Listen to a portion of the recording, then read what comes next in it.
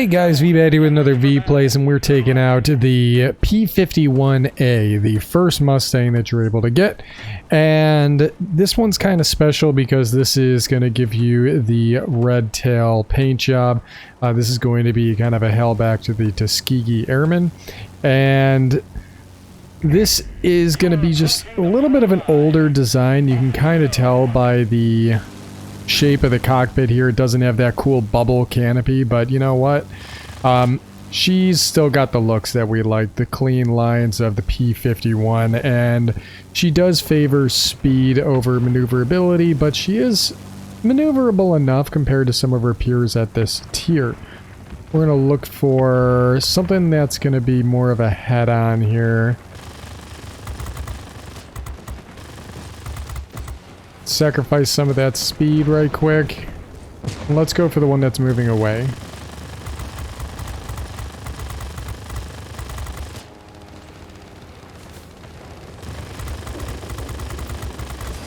There we go. Found a nice spot with the 50 kills. One of the things I found is an issue with a lot of the 50 kills is that you get the hit indicators. You get that little cha-chunk, cha-chunk like you're hitting the target. However, it's not actually the full damage. You're actually only hitting with parts of the guns, or a couple of the guns are making contact. You really need to get all four to make contact. So don't rest on your laurels of, well, I'm making the hit noises, so it must be good. You actually need to try and optimize where your reticle's placed to continually try to get more rounds on target. And then you'll start seeing those damage numbers really pile up and give you the true DPM from the guns. Otherwise, if you're only hitting with like 2 or even 3 of the 50 kills, it's not going to look as good. And there we go. This is a bigger target. Locking in. It does have a lot of hit points though, so... got him. That's to be expected, though. Lost 2's down here in an IL-8. Come on, man, you're in an IL-10. Don't let him get on your 6. You got the maneuverable version of these. I'm going to try and help you out best I can.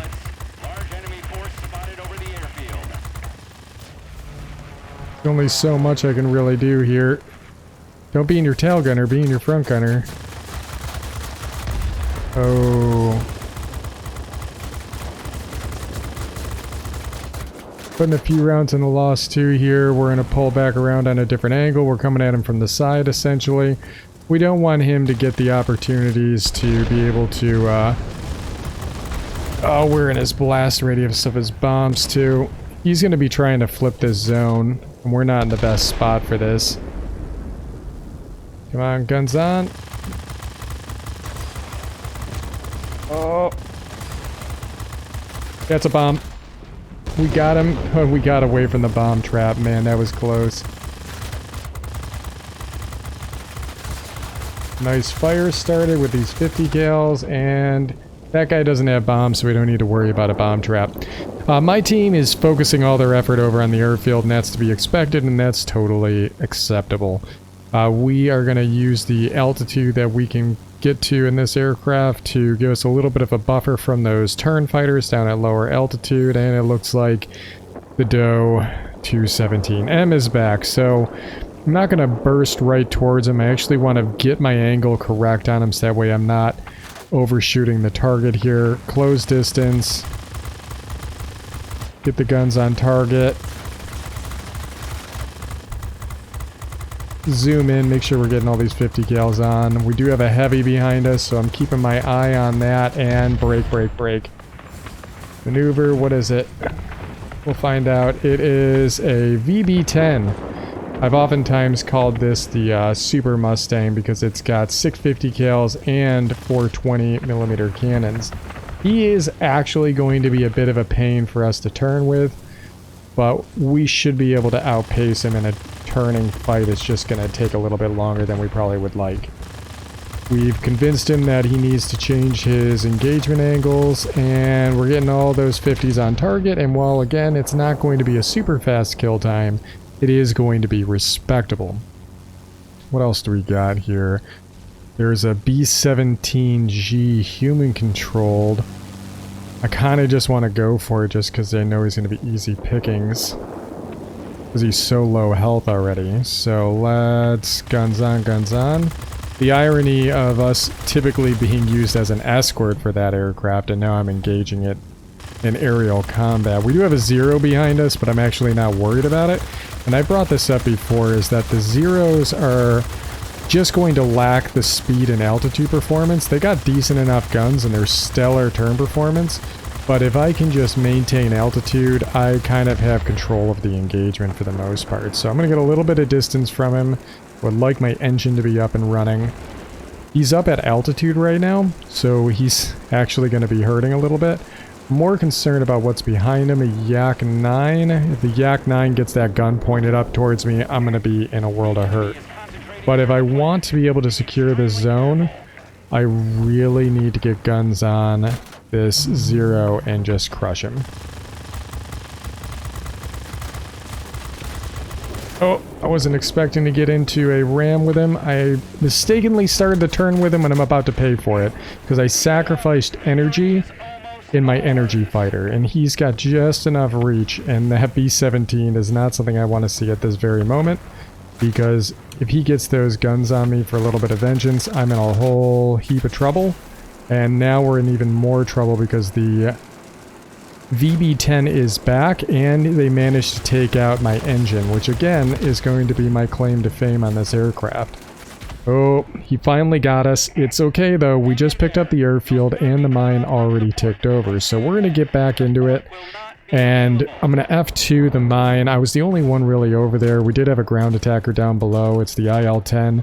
Again, the IL-10 is going to be the more maneuverable version of the two Tier 7 USSR aircraft, which gives him the advantage of being able to... ooh, let's intercept this guy. Being able to get that nose up on the IL-8 and engage in aerial combat. Standing her up on her tail. Picking the nose around. You may be fast, but I'm actually going to be able to maintain chase with you. Ooh, getting a little bit of that weird visual hitch.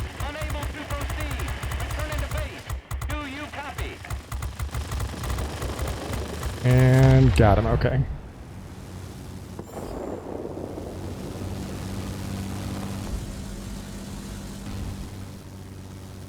Love to go after the VB-10. The VB-10, it already has the Takahashi over here. Takahashi. Missed an A.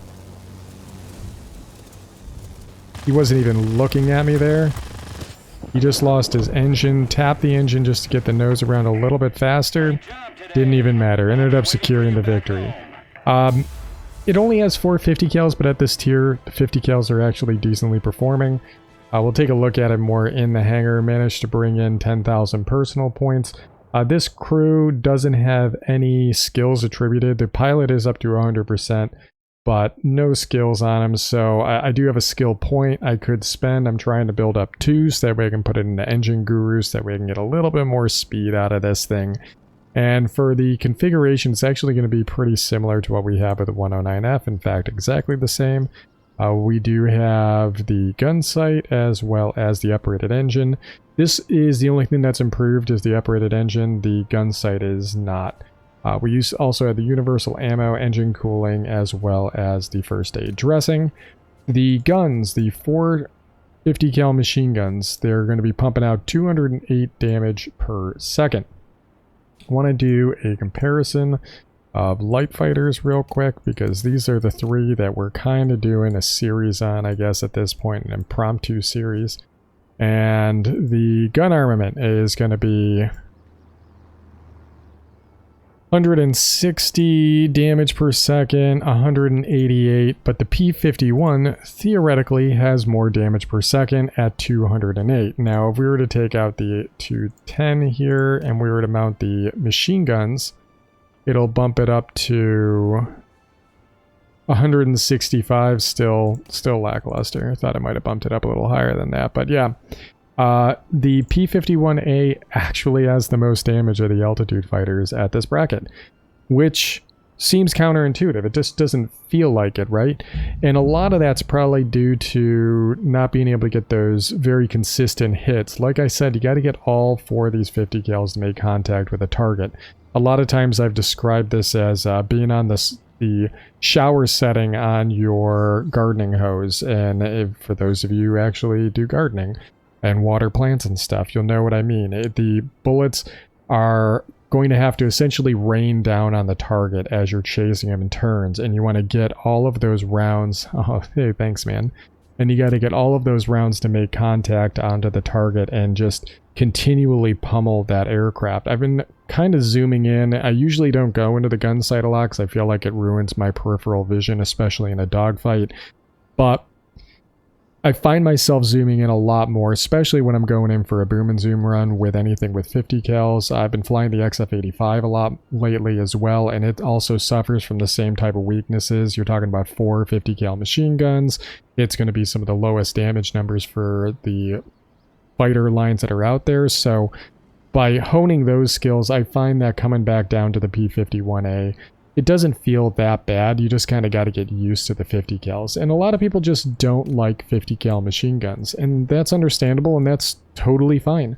A lot of people don't like 30mm cannons either. The 20s seem to be the sweet spot. Getting 20mm cannons, almost everybody likes those. They're very consistent, very easy to use. But I think there's something to be said for being able to just hold down that trigger on a bomber and not having to really let up. And it allows you to be able to get those fires lit, especially against some of those zeros and things like that. It allows you to be able to get more rounds on target over the long run, thus increasing the likelihood of getting those fires and criticals. It would probably behoove me to upgrade the gun sight a little bit in order to get some of those results, but, you know, to each their own. The flight characteristics of this aircraft compared to its competitors here. Check out the maneuverability. We've got a 10.3 and a 10.3 second turn time between these two aircraft. You get a little bit more when it comes to the maximum turn speed with the 109F. But when you look at the Mustang, it's going to lackluster by comparison. A 10.8 second turn time. Good news, you're going to get used to this. The Mustang's always going to be lagging just a little bit behind the 109 series. It's just not really going to have it in that department. You get a little bit more in the roll rate, and you still get that high speed turn. But, you know, you are making sacrifices. The airspeed is where you start to get a little bit more. You're going to get faster dive speed, faster boost speed, and if you can deal with not being able to outright kill a lot of aircraft with machine guns, but, you know, just cause that damage and then move on to another target, this is really good at being able to dive on spits and zeros and make pretty short work of them, or at the very least cause them enough damage to catch them off guard and it distracts them from whatever they were doing, so you can come back on them, or just knocking out already injured targets and kind of being that vulture going in for the kill. Good ambush predator. Again, it would behoove you to go in pairs because then you can both be doing the same thing. The survivability, there really isn't much to talk about when it comes to survivability. These guys are all light fighters. You get an extra 20 hit points on the Mustang. And then the last thing to talk about is going to be the altitude performance. When you look at the altitude performance, I always like to look at the climb rate. The climb rate, in my opinion, also indicates the acceleration of the aircraft. So you're looking at an aircraft that has a climb rate of 426 feet per second compared to the 409 of the 109F. It's going to be a little bit lower on the altitude performance compared to the BF-109, but that's mostly because the 109 gets a higher optimal altitude and a higher service ceiling, but it's going to be identical to that of the I-210. Again, the climb rates are within about 7 miles an hour of one another, so you start to see where there's a little bit of an overlap between each of them, but again, we're actually pumping out much more damage than the I-210, and even though the I-210 has 20s and its 160 is not bad, we've already talked about how quickly those guns overheat. There's a practical damage per second. And the practical damage per second is going to be when you really need to get a lot of damage out, like against a Doe 217M. The Mustang, even though it's going to take a while, you are going to be able to just hold down the trigger and kill that target without the guns overheating. And that is where this kind of comes into play. And yeah, you're not going to get the big hits where you see the numbers dropping down incrementally, but you'll see them consistently dropping because you'll be kind of a slow melt. Again, people just have a aversion to 50 cal machine guns, and I totally get that. There are valid complaints for each one of these altitude fighters, and I totally understand. But there's also redeeming qualities, and as we've discussed with the I-210, I think it flies totally fine, but the I-210 just lacks firepower. The 109F, again, the firepower isn't bad, but it isn't very forgiving. Like, if you start firing early on with that 20, kind of like, oh, I'm in range, you're losing out on about half of the firepower of the aircraft because you're not letting the 13 millimeters do their work. Meanwhile, with a P-51, you're going to lack maneuverability compared to its peers, but you're going to get theoretically more damage per second. You just got to bring those guns to bear. Anyways, I hope you guys enjoyed taking a look at the Red Tail with me real quick, and as always, I'll catch you on the next one.